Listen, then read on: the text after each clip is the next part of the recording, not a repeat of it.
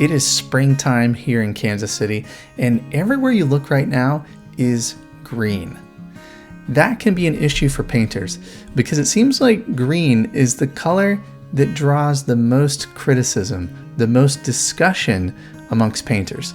Some artists want to use green straight out of the tube, others don't.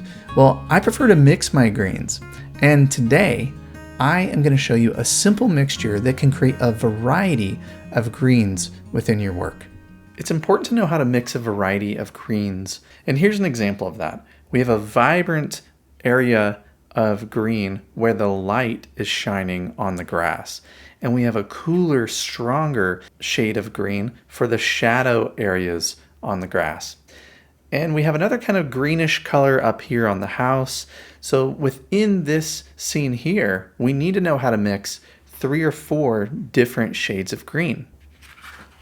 Within this painting here, we also have some different shades of green. We have a more olivey green in the background, a cooler green here, and then as we get closer in the scene here, a little more vibrant green and a stronger, deeper green for the trees here. A cooler, duller green sits further back in the distance. A more vibrant green brings an area forward, as we see here in these trees. Now, let's look at the different paints that I use to mix greens. All of my paints here are Daniel Smith paints. Some of these colors in different brands are going to mix differently than what you see here. Your palette is going to evolve the longer that you paint. As you learn little nuances in mixing, you get introduced to new pigments, you try out different things. Your palette is probably not going to stay the same forever. I've been painting over 10 years now, and I've added some colors, taken some colors away. The way that I mix has evolved over time, and I'm sure that it's going to keep evolving as well. Let's start with a very basic green color. The green that I use a lot is kind of an olive green color. I don't like super saturated colors in my painting. I like to paint in a more natural looking, less saturated manner. And that is reflected in how I mix my greens. So the primary mixture I use for greens is Cobalt Turquoise mixed with raw sienna.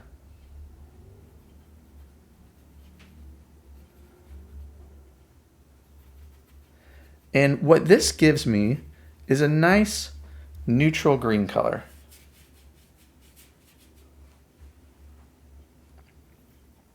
This would work well for trees, grass, most things in a landscape that need to be green. Now, if I'm painting in springtime and there are more vibrant greens around, then I will take this same mixture of raw sienna, cobalt turquoise, and now I will add in some cadmium yellow light hue into the mixture. And you'll see that this mixture now is a much more vibrant green. So where we saw the sun really shining on the grass and lighting that area up, I would use this green. And where there are more shadows in the scene, I would use a version of this. And if I needed it to be richer or darker, I could mix in some neutral tint. And that's what this looks like for a really dark, bold green. Raw sienna, cobalt turquoise, and now some neutral tint to really darken that up. A dark green that's in shade that needs a lot more strength. That's what I would use for that. Now, say I'm painting a landscape scene and I want the hills to just kind of recede into the distance. I'm going to need to mix up a cooler green. So I can take my same base green, cobalt turquoise, raw sienna,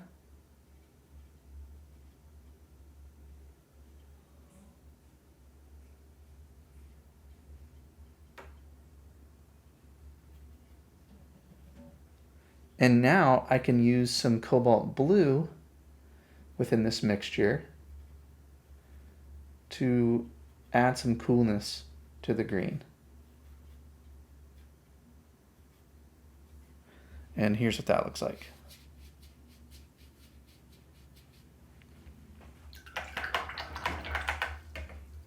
There is one other color that I'll use with greens on occasion, and that is Quinacridone Gold. And it's a very strong pigment. Sometimes if I need a green with a little bit more nuance or a deeper gold, warm feeling to it, I'll use that pigment. So I'll take some Cobalt Turquoise and a little bit of Quinacridone Gold. It's a very strong pigment.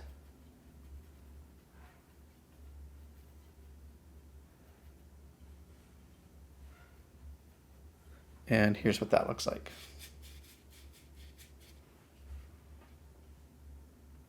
So right there, we have a good variety of greens using a minimal amount of colors. Cobalt Turquoise, Raw Sienna, that same mixture with some neutral tint. Cobalt Turquoise, Raw Sienna with some Cadmium Yellow light hue. That's a more vibrant green.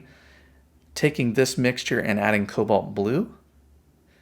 And mixing Cobalt Turquoise with Quinacridone Gold. So with those pigments, I can tweak the recipe. I can mix in a little more of one than the other. I can mix and match, and I can come up with a variety of realistic looking greens.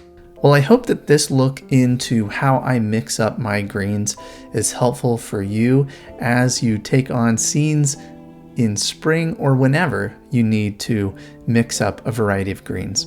If you're curious about the way that I paint and you'd like to learn more, take a look at this. Have you ever been really excited about a painting and you get all set up, you find that right reference that you're excited about, and then it's time to go and you feel lost? I have a free resource that I want to give to you today that can help with these problems.